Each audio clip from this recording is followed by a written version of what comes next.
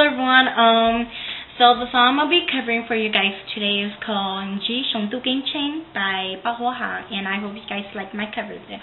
I really wish they have an instrumental for it, but they don't. So you guys will have to deal with my voice. Okay, here we go. Gió kỳ lúa có theo cùng mùa nửa yêu nhỏ hồng đua xiêm mù chỉ thơ blo yêu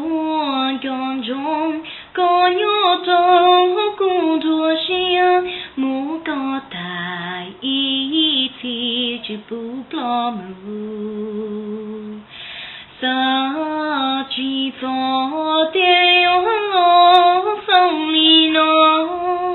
mò lu xia yu tua thiên li có chế cu nè lu xia lu chư do có lu nén nhon thua của mùa nia nu có chưa sâu lu đủ sẽ bồi yêu mỗi nu